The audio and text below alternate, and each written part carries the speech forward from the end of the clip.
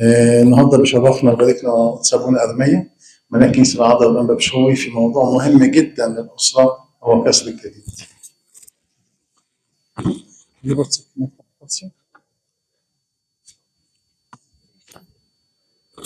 هللويا. بسم الله والابن والروح القدس اله الواحد امين. حلو الله وبركاته الان وكل اوان وعلى ظهر الدهور كلها امين. كل سنه وحضراتكم طيبين. خريستوس انستي. ده اجتماع الاسره صح؟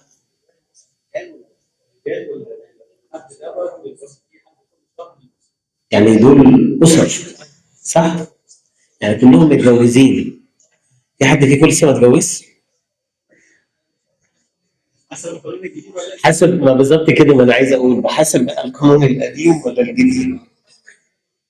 انا حاسس ان كل بيت عايز قانون لنفسه صح؟ امال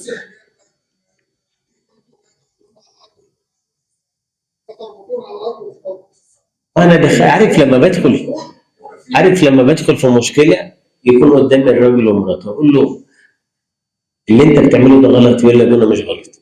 اقول له طب اللي انت بتعمليه ده غلط، يقول لي لا مش غلط. اقول له خلاص انا اللي غلطان، ابونا هو اللي غلطان في الاخر.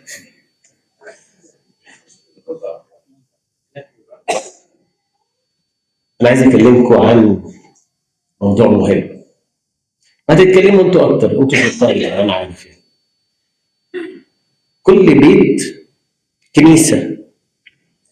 ممكن تقول لي ازاي تهد كنيسه بين قوسين كده اللي هو البيت؟ ما هو الكنيسه عشان تتبني تحتاج وقت وقوانين ومجهود.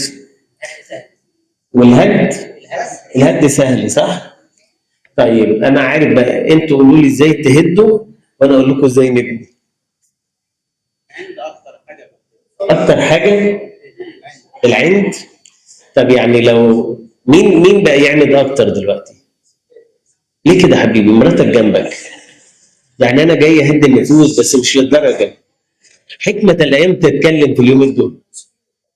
انت بقى خلاص بقى يعني يعني العند يهد بيت.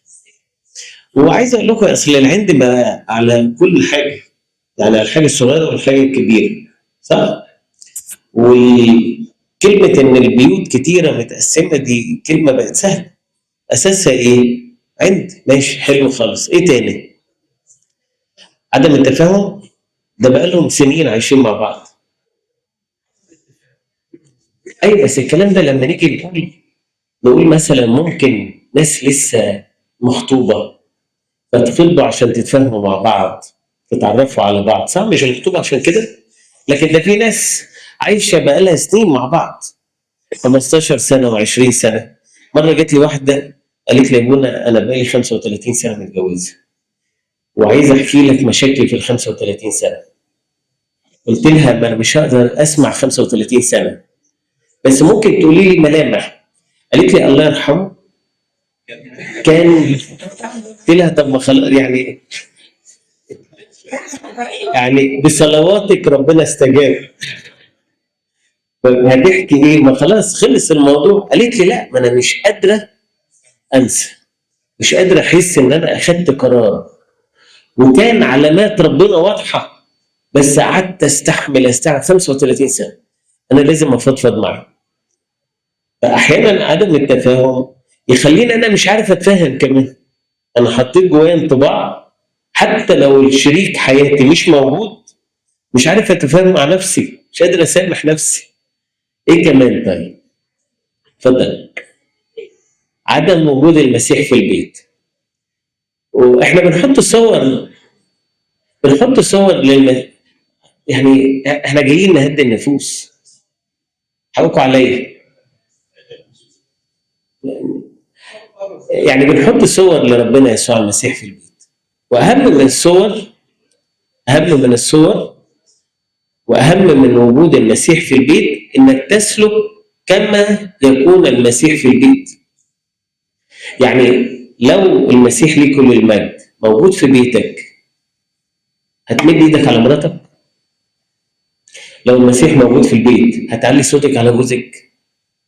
يعني في احيانا يقول لك ايه، اصل وجود كبير في البيت. طب ما المسيح هو كبيرك. مره كنت قاعد مع اتنين متجوزين ومشاكل كبيره ما بينهم، وعندي صوره على المكتب كده للمسيح ليه كل المجد وصوره للست العذراء. قلت له تقدر تشوفها كده؟ وريته صوره العذراء، قال لي مين دي؟ رحت اخدت صوره المسيح وريتها لها، قلت لها تقدري تشوفيه كده؟ قالت لي مين ده؟ اوريك عامل فيا ايه؟ اوريك مزرق دراعي ازاي؟ راح هو قال لي طب اوريك بقى مخربشاني ازاي؟ وضرباني ازاي؟ عركه، خناقه. هو ده الكنيسه. جايين بس يعني انا بقول ايه، حته عدم وجود المسيح في البيت. احنا حاطين صور لقديسين وعمالين نبكي قدام صور قديسين. طب انت سلكت مثلا، يعني واحده حاطه صوره قديسه مونيكا، طب عملت اللي عملته القديسه مونيكا؟ عارفين القديسه مونيكا كان عندها كام عيل؟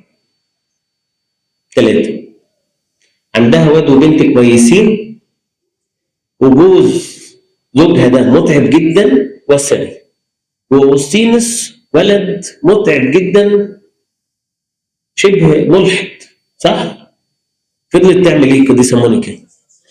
تبكي وتكرز بالمسيح اللي جواها مش اللي معلقه صورته، وحياتها تبقى كده، واستحملت جوزها. في اخر ايامه اتعمت، واغسطينوس اللي كان بيسافر وراه من بلد لبلد صار ايه؟ اسقف. يعني ولدت ابنها من رحمها، ولدت ابنها من دموعها. طب في ام النهارده كده؟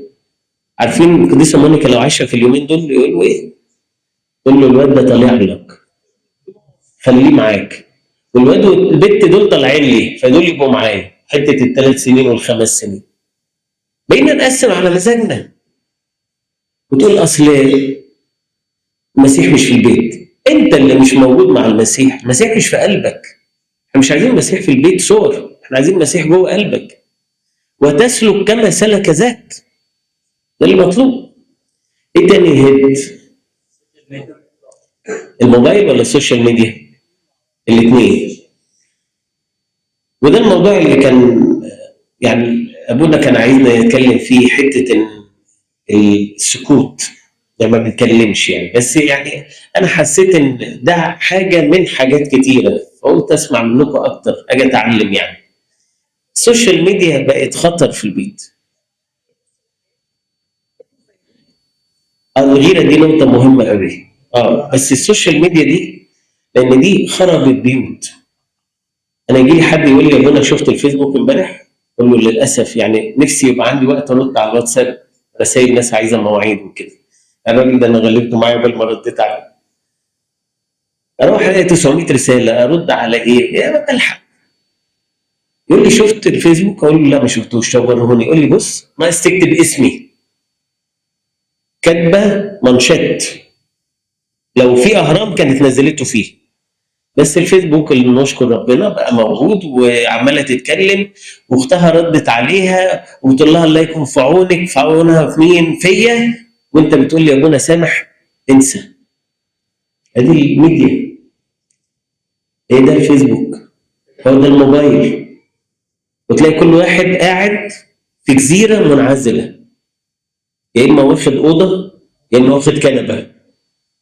مره رحت افتقدت، فالاب والام قاعدين، بقول لهم عندكم اولاد؟ قالوا لي عندنا 3 بنات. قلت لهم فين؟ فالاب قال لي غالبا في الاوضه، بقالي يومين ما شفتهمش. طب وانت فين؟ ماسك الموبايل، قاعد مع الموبايل. فبالتالي ايه؟ كل واحد في كيانه، كل واحد انفصل عن التاني، ولا حاسس بيه ولا شاعر بيه. والبيت عمال ايه؟ يشرخ، سهل قوي يتهد. حضرتك قلتي الغيره، انا هرد بالغيره بالكالتشر، بالثقافه اللي حضرتك قلتها.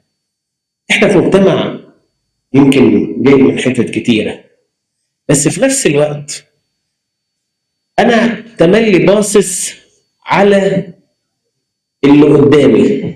طب واللي في ايديا مش شايفه. يعني معلش انا تملي كده بعملها تدريب مع الشباب. ممكن نفتح ايدينا كده، فيها ايه؟ ولا حاجه، فاضيه. اقول لهم لا، فيها كتير. فيها صحتك، فيها بابا وماما، فيها اولاد، فيها جوزك خايف عليكي متمسك بيكي، فيها مراتك متمسكه بيك بالرغم من شخصيتك المتعبه، فيها امان. لو تفتكروا بتهيألي انتوا كنتوا جيل قبل الثوره ولا بعد الثوره؟ مش 19 ولا 52، 2011.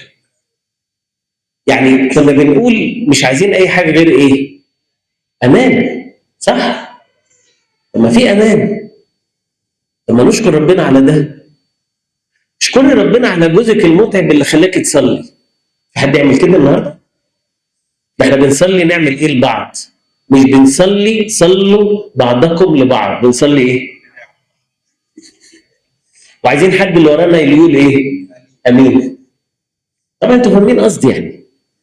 بس ده حلنا، ده خطر الكنيسه، بين قوسين البيوت المسيحيه، الاسر المسيحيه. اخذنا بقى من ثقافات حوالينا. يعني تجي لي واحده تقول لي ابونا طلقني، قلت لها بقى ابونا بيجوز، ده اللي انا اعرفه. لكن ابونا طلقني دي مش ماشيه مع وداني. دي اخدناها منين؟ خلي بالك، خلي بالك. انا هقول لكم على احصائيات انا لما قريتها اتخضيت. مش عارف انتوا هتتخضوا معايا ولا لا. متوقعين يعني. سنه 24، ده الكلام ده الدوكيمنت. سنه 24 اللي اتجوزوا بعقود رسميه في الدوله 930,000 عقد جواز. اللي اتطلقوا في 24 320,000 رسمي. ده لسه في ايه؟ ناس بتفكر، ناس فاتحه ملفات ما اتخذش قرارات يعني. بس دول اللي ايه؟ اللي فعلي رسمي. نسبه كام في المية؟ تلت. تلت. ده رقم يخض. كله انا بتكلم كدوله في مصر. في مصر. بس ممكن تلاقي مسيحيين منهم رقم برضه يعني محترم. احنا نشكر ربنا دلوقتي بقى الموضوع ايه؟ سهل يعني. سنة 25 دي بقى المفاجأة. ال 930 دول بقوا كام؟ 900. يعني الناس شايفة الناس بتطلق فما تشجعتش لإيه؟ للجواز. طب وال 330 بقت 390. يعني ما بقتش 30%، مقربة على 40%. طبعا 26 احنا لسه في بدايتها، أول ما تطلع حاجة أقول لكم بقت كام. بس دي نسبة خطيرة جدا جدا. بقت الحياة سهلة. لما يجي لي كابلز بعد 4 شهور، يا ابونا انا اخترت غلط، قول لي حبيبي طب استنى للذكرى السنويه، يعني على الاقل تكون عدت سنه. استنى لاي حاجه. 4 شهور ده رقم قياسي، ده يتحط في موسوعه ايه؟ جينيس كده.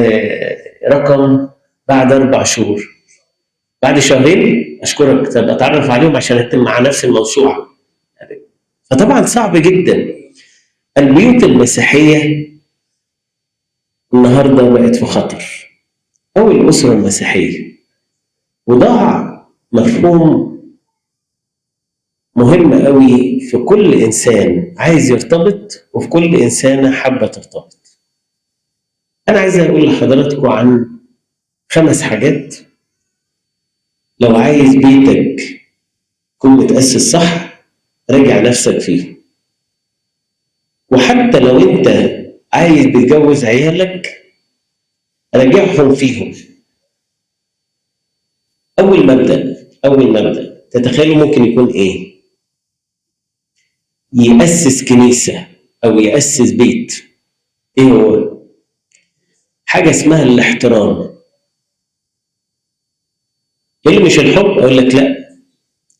ياما ناس اتجوزت عن حب، وبسبب قله الاحترام مات الحب. طب انا هقول لك حاجه بسيطه قوي، هل المسيح ليه كل المجد احترمنا؟ جدا. احترم حريتنا، واحترم ضعفنا، واحترمنا واحنا بعيد عنه، وجاء الينا لكي يفدينا. وقال لك قدامك الاوبشن، حبيبي امامك طريق للحياه وطريق للموت، فاختار الحياه لكي تحيا الى الابد. ايه ده يا رب؟ انت للدرجه دي مقدرنا؟ ايوه، ما انتوا ولادي، مديكوا شخصيتكم ومديكوا حريتكم، وللاسف عارف ان حريتكم دي هتضيعكم، بس انا محترمك، انصح وارشد واعمل الصعب اللي انت مش هتقدر عليه. اين شوكتك يا موت، اين غلبتك يا هويه، دي مش هتقدر عليها، انا اعملها. هتدينا ازاي يا رب؟ انا اموت مكانك. نتيجه ايه؟ خطيته ولا خطيتي؟ الذي بلا خطيه صار خطيه لاجلنا، فمات على الصليب لكي يحيينا، لكي يعطينا حياه ابديه. واحنا بمنتهى البساطه اخذنا الحريه دي وعملنا بيها ايه؟ بعدنا عنه ومشينا في طريق الموت، وقلنا خلاص. ده في مره قالوا كده، قصه قالتها، طياره بتقع، وزعوا سترات النجاه دي على الناس، ففي واحد في الطياره مش هياخد، وكان دون جنبه اخوه، واخوه ده هو مش متجوز، واللي ما اخدش ده متجوز. اخوه قال له خد دي، عندك عيال ربيها. قال له لا، خليها معاك، انت ما اتجوزتش لسه، ما شفتش دنيا. وبعدين تحت الحاح وحوارات وبتاع سابها للشاب اللي مش متجوز، بس طلب منه طلب، قال له انا هموت، ممكن تعيش زي ما انا كنت عايش؟ حد فاهم حاجه؟ المسيح ليه كل المجد مات على الصليب، وكان الموت ده ايه؟ مصيرنا. فبيجي يقول لك كده، ممكن لما تيجي تعيش، تعيش زي ما انا كنت عايش؟ يعني كان صانع سلام. تعالى قول لي النهارده عن اب وام، حما، جد، عم، خال، ولاد يكونوا صانعي سلام. ده ممكن اقعد مع بنت اقول لها ليه بتعملي كده؟ تقول لي ما انا بص، لازم تعرف تاخد حقك في البيت بتاعنا ده، انا شويه مع ابويا وشويه مع ابويا، اخد من ده فلوس واخد من ده فلوس، تضحك على ده شويه وتضحك على ده شويه. قلت لها ده مش احنا. تقول لي لا، اعرف بقى ابونا، دي اسمها حكمه. حبيبي ده اسمه كذب، ده اسمه ضياع، ده ما اسموش حكمه. الاحترام يعمر بيوت. وعايز اقول لك حاجه واقول لحضرتك حاجه، مفهوم الكلمه بالرغم انها نفس الكلمه عند الراجل غير عند الست، معناها نفس الكلمه، يعني مفهومها عند الراجل بسيط. عشان كده ابتدي بيه، وانت ليه بتعلي صوتك؟ ليه بتسمعي مصر كلها؟ لان ده في حته ايه؟ كسر للراجل. طب المفهوم عند الست ايه؟ تشجيع وكلام حلو واهتمام ورعايه وكلام ومشاركه، يعني تفتح كوس وتحط كلام كتير قوي. ده اسمه احترام، بتقدرها. واقفه بقالها يومين بتعمل اكله وطلعت وحشه، ها، شكرا، جميله، وروح اعترف بعد كده، مش مشكله، ابونا هيعديها لك يعني، لكن قول كلام حلو.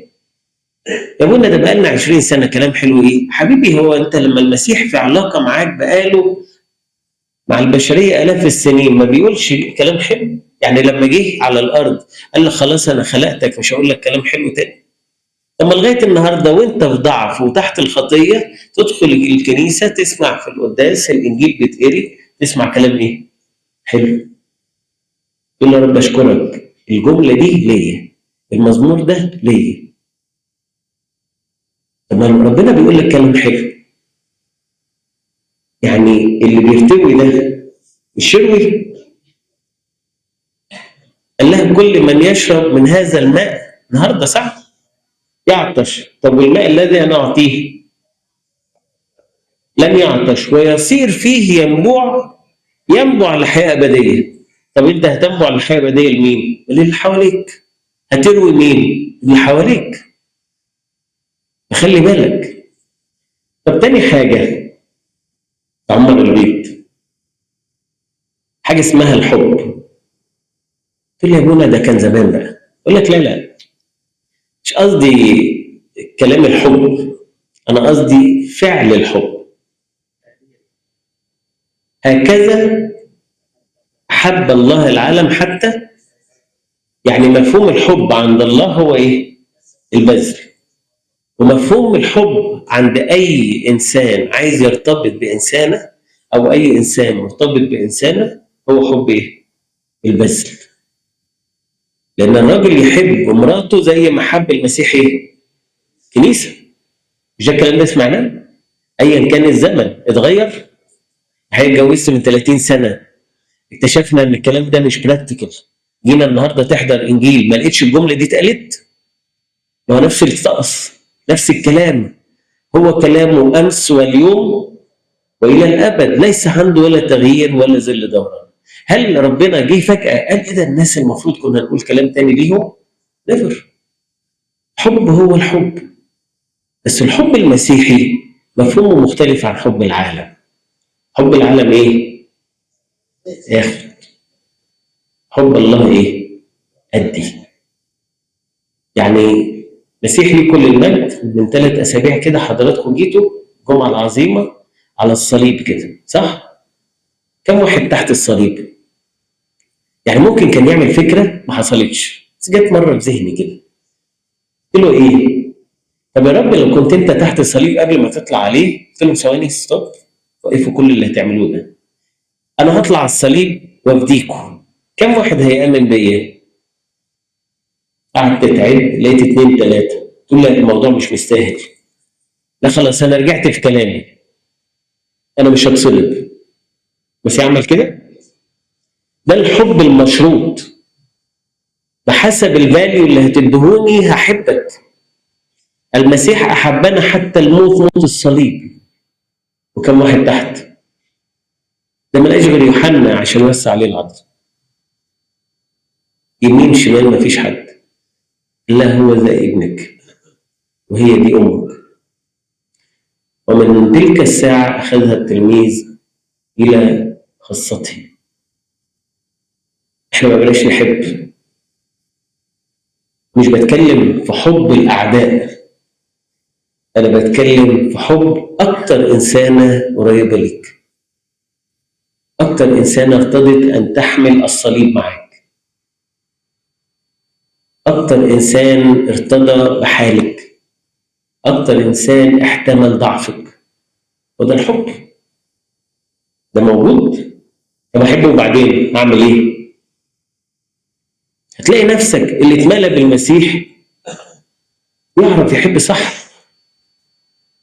مرة اديت تدريب لواحدة وقلت لها بصي أنا عايز منك تدريب واحد بس. قالت لي حسب أنا هقدر أعمله ولا لا. قلت لها 4 حروف صعب. قالت لي قول، يعني هو الأولان بفلوس قول. قلت لها حاضر. ممكن تقولي حاضر؟ أعطيك أقول حاضر؟ مش طبيعي، يعني مش للدرجات دي يعني. قلت لها لا مش ده التدريب، أنت تقولي حاضر على أي حاجة. قالت لي كمان؟ قلت لها سواء مقتنعة أو مش مقتنعة. قالت لي حاول. 3 أسابيع قالت لي يا بونا أنا أكتر واحدة ارتحت. لأني لما قلتها أنا كنت متخيلة إن هقوم نفسي، هقوم عاداتي، هقوم سلوكي. أكتر واحدة ارتحت. وقالت لي مش متذمرة ولا متأففة، وعمل النعمة اشتغل جوايا، حاسة إن ربنا ساندني وأنا الوحيدة اللي مرتاحة. قلت لها خلاص يا بختك. ده إذا كان المسيح ليه كل المجد وقف قدام الست العذراء قال لها لم تأتي ساعتي بعد، وبعدين قال لها إيه؟ حاضر. صح؟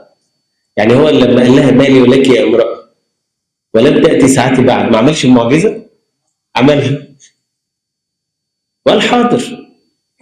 يعني الله ارتضى بده، وانت تيجي كانسان اخطيت واجيبها في نفسي، ولا فاهم حاجه ولا عارف حاجه ولا مدرك حاجه ولا عارف كل الامور، اجي اقول اصل انا الوحيد اللي فاهم؟ لا، حد يديني ضمانات؟ حبيبي حب،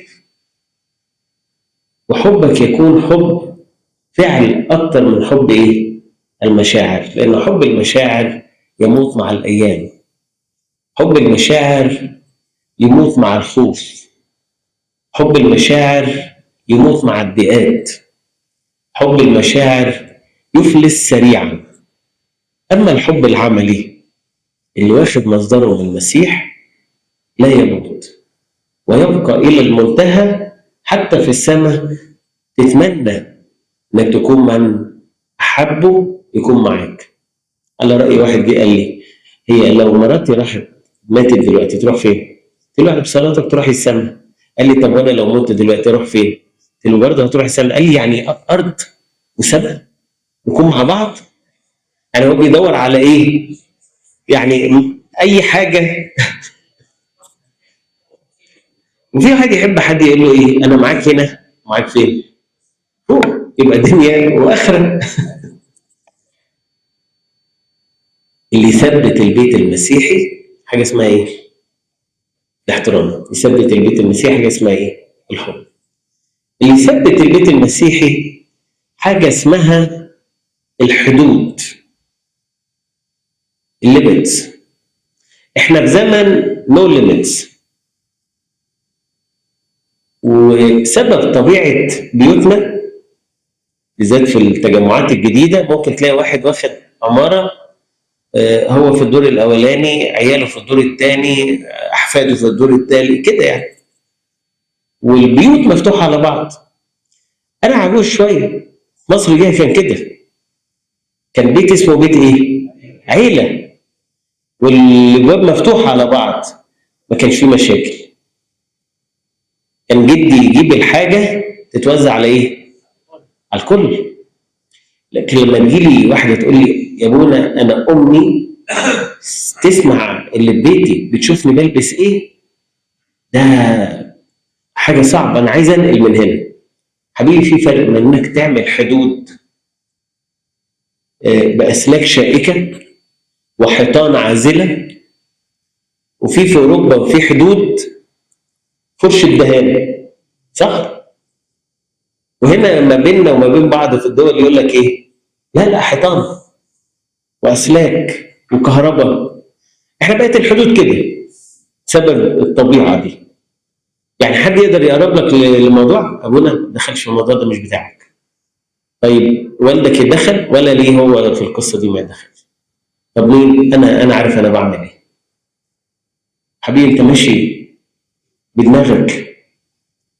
في فرق انك تعمل حدود حقيقيه سليمه ومحدش يخترقها، وحدود عادله.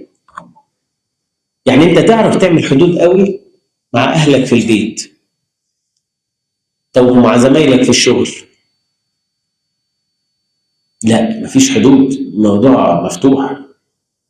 اغلبيه خلافاتنا الزوجيه سببها ان انا مش حاطط حدود مع بعض الافراد. قول لها: يا بنتي بلاش العلاقه دي. تقول لي: يا ابونا ما تقلقش انا زي الفل. قول لها: هو انت احسن من داوود؟ هو انت اقوى من شمشون؟ فدول سقطوا شهر 2 3، تيجي تقول لي: يا ابونا الحق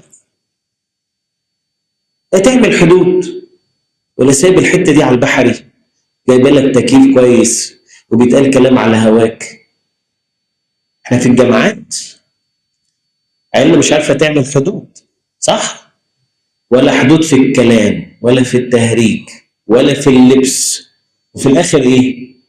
اول ما يقرروا يبيعوا، عارفين يبيعوا مين؟ يبيعوا المسيح. يعني حضرتك لما كنت بتتكلم على ان دون لين كده يودي في حته تانية، النهارده الدنيا بقت منتهى الحريه، يعني اوبن جدا. يعني يجي واحد يقول لي: شفت الفيديوهات دي اقنعتني. حبيبي انت ما بتجيش الكنيسه اساسا، ما بتتمليش بربنا اساسا. طب اقعد معاك قعدتين، يقول لي ما صح. طب ما ايمان كنيستنا صح. طب ما الافخارستيه اللي بتناولها دي هي سبب قوتي. انت لما بعدت عنها ضعفت، وتحت الضعف اي شويه هوا يكوموك، مفيش القوه دي. اما انت عامل ليميت كويس قوي مع ربنا، وبره حاجه مفتوحه. اكبر ليميت عامله مع ربنا ايه؟ اجي لك قداس مره في الاسبوع، اجتماع ساعتين وما يطولش، صلاه في اليوم 5 دقائق وما تطولش، كتاب مقدس اصحاح وما طولش. ليميتس عملتها حلو ايه؟ مع ربنا. طب ومع الناس؟ طب مع الناس اللي ما ينفعش يبقى معاهم ليميتس، اعمل ليميتس. ينفع تدخل تتناقش مع ابنك في موضوع شايفه هو مضايقه؟ بابا انا عارف انا بعمل ايه. عامل حدود جافه جدا، حاده جدا، وانت عملتها قبليه مع مراتك قدامه، فاخد زي ما عملت وطبق. طب وبره البيت؟ is no limits. يهد بيت. الليميتس الصعبه الغريبه الحاده تهد بيت. تيجي تتكلم مع حد يقول لك لو سمحت انا عارف انا بعمل ايه، خلاص. والغريب بقى اللي طالع برضه في هذه الازمنه، تروحش لابونا. طب تروح لمين؟ اخطيت يعني مش قصدي يعني، روح لحد نفسي. وبعدين يقعد بقى مرتين ثلاثه، فالدكتور يقول لها ايه؟ ده جوزك ده نرجسي، انت عايشه معاه ازاي؟ هتقول لي فهمني يا ابونا من تاني جلسه. اكتشفوا من تاني جلسه وقلت له تعالى اقعد معاه، ما رضيش، يبقى بالتالي ما ينفعش اعيش معاه. لكن ابونا بيقول لي جهدي، شيل الصليب يا بنتي، ممكن يتغير، مش عشان طبخه تتخانقوا وتسيبوا البيت. في ناس كده، تتخيلوا؟ عشان كده اتقال في الكتاب ان يذهبوا لمعلمين مستحكه اذانهم. يعني اروح للانسان اللي ايه؟ اللي بيقول لي الكلام اللي على مزاجي، اللي على هوايا، اللي يشبعني، اللي يخليني ماشي في نفس الطريق. لكن حد يصحيني. ده المسيح ليه كل المجد كان يقف للكتبه والفريسيين يقول لهم ايه؟ ويقول لكم ما حدش صحي، ما حدش فاق. طب وانت سايب ان ممكن تكون في كلمه جايه ليك بتفوقك وما تفوقش؟ خلي بالك. قلنا اول حاجه ايه؟ الاحترام. تاني حاجه الحب، اللي هو ايه؟ البذل، الحب العامل. تالت حاجه الحدود. رابع حاجه اسالكم سؤال بس ما تجاوبوش. حد فاكر تاريخ جوازه؟ اوعى تتهور وتقول رحت مره افتقاد وكان الراجل موجود، قلت له هسالك سؤال، مراتك بتعمل حاجه اشربها، فاكر تاريخ جوازك؟ قال لي يا ابونا اسال ولا يهمك انا عارف. اول ما قعد فبسال ايه تاريخ جوازكم؟ قال لي يا ابونا انا اقول لك. فقال مش عارف 22/7/85. قالت له يا سلام غلط. قلت له واسال يا ابونا، وفتحت سيره في الاخر. قال لها ليه؟ قالت له لا 24/7. قال لها يعني ما فرقش في الايام. قلت له كويس مش مشكله يعني. فما تتسرعش وتجاوب. بس عايز اقول لك ان في حاجه تعمر البيت، حاجه اسمها المفاجاه مكافاه. المفاجاه مكافاه. يعني على غير العادي اخدت مراتك في يوم عادي ونزلتوا اتمشيتوا وشربتوا حاجه من اول كشك، تجمع ما فيهوش شاي، يقولوا الكار ثرو، الدرايف ثرو دي كده يعني. اه اعمل اللي انت عايزه. ده اسمه ايه؟ مفاجاه. ده معناه مكافاه. لما بتجيب هديه في عيد ميلادها ده الطبيعي انك تجيب، لو ما جبتش انت هتبقى مش مع الطبيعي، يعني هتروح ومش هترجع، لكن معناها ان انا لسه متمسك بيك، ان انا لسه شايفك، ان انا شايف تعبك، بقدر مجهودك. ده معناه المكافأة لازم تولد من المفاجأة. هو انت كويس؟ اه كويس، انا المفروض كنت اعمل كده من سنين. لكن لما تيجي واحده النهارده تقول لي يا منى انا اقعد ساعه اصحي في العيال وابوهم، وبعدين في الاخر نتخانق وما نروحش الكنيسه، بصحيهم عشان نروح القداس. لا يا حبيبي انزلي وسيبيهم، لان اتقلب القداس ايه؟ خناقه.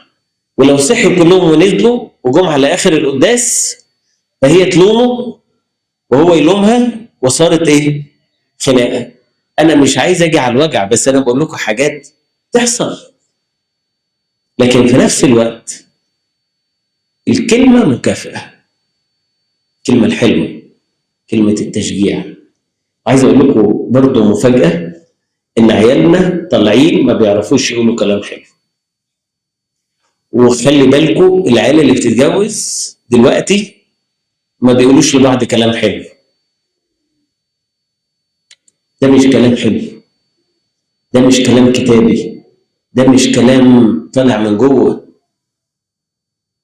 يعني لما حد يقول لحد النهارده انا بحبك، دي بتتقال من اول لقطه. ده الانسان لما بيقول لحد بحبك دي بتاخد ايه؟ تاخد وقت، بذره تتروي تطلع. ولد راح قال لي بص انا محتار، اختار، فانا هروح اصلي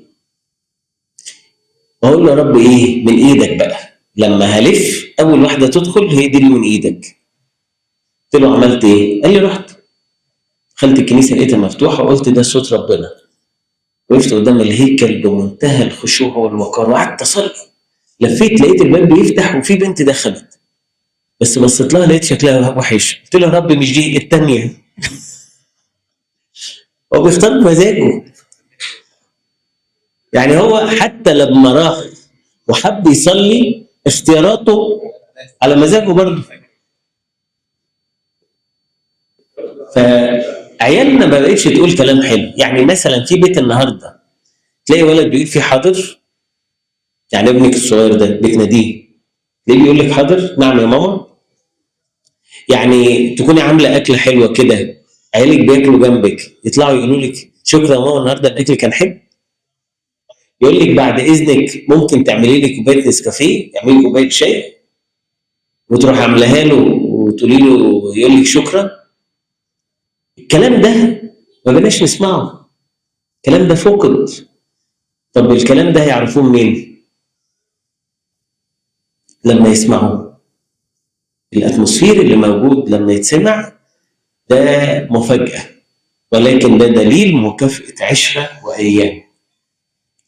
اخر حاجه اقولها لكم، بما ان احنا كنا بنتكلم عن السكوت والكلام وكده، اخر حاجه الاتضاع يثبت البيوت. يعني الانسان اللي شايف ان هو غلطان سهل جدا يقول ايه؟ سوري، اسف. السكون يهدئ خطايا عظيمه، او الهدوء يسكن خطايا عظيمه. بس مش معناها السكوت، معناها الانسان الوديع الهادي. يعني بدل ما تدخل في ديبيت مين غلطان، سوري حبيبي انا غلطان انا خايف عليك، لا يقول هتاخد على كده، ما تاخد على كده، ما تدلع عليك، ايه المشكله؟ مش احسن ما يتهد بيت؟ لا يقول بص انا هاخد بريك، انا هسافر اطلع سخنه 3 ايام وارجع فريش.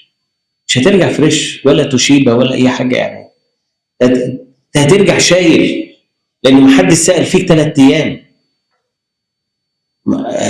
ما حسوش بغيابك، هترجع مكسور قدام نفسك. طب وليه؟ تتمسك بما عندك لئلا ياخذ احد اكليلك وحد ياخذ مكانك. تمسك بده. عشان كده الاتضاع حينما تمردت البشرية عليه جاء المسيح بمنتهى الاتضاع عشان يورينا طريق الاتضاع. وطريق الاتضاع هو طريق القبول. كنا بنقول في الأول حاضر. أول حاضر تقبل اللي بيتعمل فيك. تقول له حاضر يا رب، أنا مش عارف بيتعمل فيا ده ليه، بس إيه، قول مع أساف صرت كبهيم عندك لا أفهم، ولكن نحوك أعيننا، أنا ماشي وراك وحيثما تسيرني أصير. أنا مش عايز حاجة من الدنيا دي غير أنا ماشي وراك. ففكرة الاتضاع فكرة قبول. وعلى فكرة التلاميذ رفضوا صليب المسيح بقوة. يعني لما المسيح ليه كل ما يجي يتكلم عن الصليب، بطرس إيه؟ قال له إيه يا رب؟ لا لا، ما تقولش كده، كله إلا ده. فانتهر، قال له ابعد عني يا إيه؟ يا رب ده أنت لسه قايل عليه من شوية إن أنت إيه؟ بطرس، وعلى هذه الصخرة أبني كنيستي وأبواب الجحيم لن تقوى عليها. إيه اللي حصل؟ قال له مش قادر تقبل، مش قادر تتضع. مرة من المرات جاب لهم طفل في النص قال لهم لن تصيروا مثل الأطفال لن تدخلوا ملكوت السماوات. فضلوا يتخانقوا مع بعض. وجت أم ابني زبد قالت له أنا اديتك العيلين، معلش نتفق، واحد يبقى هنا وواحد هنا. فالعشرة التانيين إيه يقول الكتاب؟ اتغاظوا. ده بيقسموا علنا ومفيش وقت، والصليب داخل والفداء هيتم. عمل المسيح منظر التلاميذ ما صدقوش، وبطرس رفض، قعد على الارض وغسل رجليه. قال له يا رب لا لا لا، اي حاجه غير المنظر ده. قال له مش هيكون معايا ليك نصيب. قال له انا عايز ابقى معاك بس المنظر صعب. قال له اقبل، ولو ما غسلتش رجليك مش هيبقى في نصيب. قال له ده انا اتغسل كلي. قال له لا، محتاج رجلين بس. ان هو ده التوبه الحقيقيه. لان الانسان المتضع تملي بيجيب الملامه على نفسه، والإنسان المتضع حازم جدا وقوي الشخصية جدا وليس إنسانا ضعيف. مين في الشكل أقوى؟ شعب ورؤساء كهنة وحراس وبيلاطس وهيرودس والمسيح لوحده؟ مين في الشكل أقوى؟ أكيد كل دول. طب المسيح نيجي في أسبوع الآلام كله نقول له إيه؟ ليك القوة. وهو في الشكل إيه؟ ضعيف. بس لما قال حاضر واتضع، يقول حينما كان ضعيفا أظهر قوته. وقف قال له أين شوكتك يا موت؟ أين غلبتك يا هوية؟ قام بالحقيقة منتصرا بمنتهى القوة ومنتهى الجبروت. الإنسان مش معناه إنه متضع معناه إنه ضعيف أو يضحك عليه أو يتاخد عليه إن هو شخصيته ضعيفة. نيفر. كان المسيح عمل كده ووصاهم قال لهم زي ما أنا عملت معاكم تعملوا أنتوا إيه؟ مع بعض. ينفع النهارده ست تغسل رجلين جوزها؟ ينفع راجل النهارده يغسل رجلين مراته؟ انا مره كنت بقول كده، فراح واحد بعت لي فيديو في يوم الفرح، راجل غسل رجلين مراته.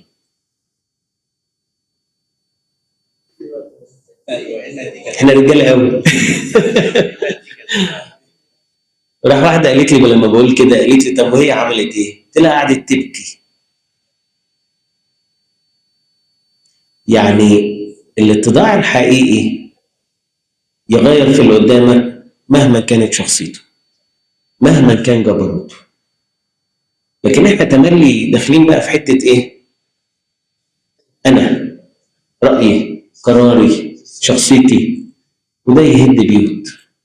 انا فضفضت معاكم في 5 نقط، لكن انا عارف ان انتوا عندكم نقط اكتر من كتير، واكبر دليل ان انتم محافظين على بيوتكم وبيوت اولادكم. ربنا يدينا ان احنا نثبت بيوتنا. لالهنا كل مجد واكرام الان والابد الابدين.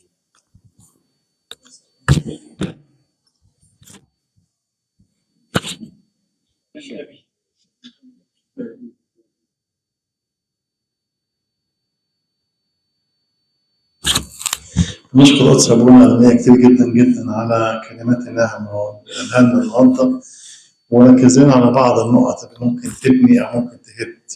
ودي أهم حاجة نحطها قدامنا.